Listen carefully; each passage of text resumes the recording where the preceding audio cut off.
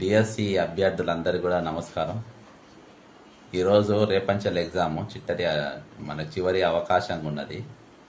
కానీ నేను కొంచెం లీగల్ ఎక్స్పర్ట్స్ అని కూడా మాట్లాడడం జరిగింది. ఇదేమైనా ఆపే అవకాశాలు ఉందంటే అవకాశం ఏమి కనబడతలేదు.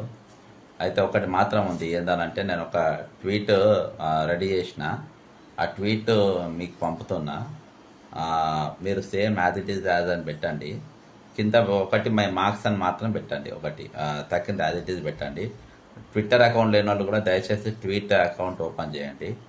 నేను ఆ ట్వీట్ డిస్క్రిప్షన్లో కూడా పెడతా. Please postpone DSC for 3 months as the syllabus is huge. First point. సెకండ్ది, TET normalization it is a regular process as paper differs from district to district. రెండో పాయింట్. మూడో point, fulfil your promise mega DSC in 100 days. ఇది మూడో point. We worked hard for INC victory. Okay, ఇది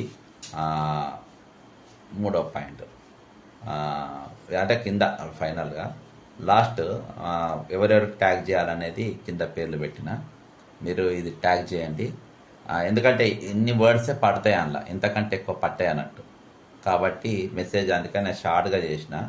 ఇదొకటి దయచేసి మీరు compulsory tweet చేయండి. Account లేని వాళ్ళు కూడా ఖచ్చితంగా అందరు కూడా మన అకౌంట్ కూడా క్రియేట్ చేసుకోండి. ఒక 10 నిమిషాల పని, 10 నిమిషాలు మీరు కేటాయించండి.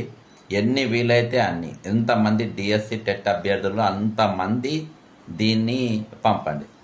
అంతమంది ట్వీట్లు చేయాలి. ఇది మీరు ఈ ఒక్క అవకాశం ఉంది. ఎందుకంటే మీరు అందరు కూడా రేపు నౌకర్లు వస్తారు అని, మాకు జాబ్స్ వస్తాయి, కాంగ్రెస్ వస్తాయి అనే ఉద్దేశంతో మీరు అందరు కూడా పనిచేసిండ్రు అనేది. ఇది టోటల్లీ పొలిటికల్ ఇన్వాల్వ్ అయినటువంటి సబ్జెక్ట్ కాబట్టి, అది కాంగ్రెస్ పార్టీ మాట ఇచ్చింది కాబట్టి వాళ్ళ బాధ్యత. కాబట్టి దీన్ని మాత్రం మనము పెద్ద ఎత్తున చేయాలి. ట్విట్టర్ సోషల్ మీడియాతో కాంది లేదు ఇవాటి వరకు. కాబట్టి ఇది ఒక వేదికగా మీరు మార్చుకోండి. వేరే అటు ఇటు వాళ్ళ వీళ్ళ తిరిగే బదులు ఇది ఒక 10 నిమిషాలు మీ సమయాన్ని కేటాయించండి. తర్వాత ఒకవేళ మన ఉద్యోగాలు మన గురించి మనం ఆలోచించకుంటే మనం కూడా వాళ్ళ గురించి ఆలోచిద్దాం. Thank you.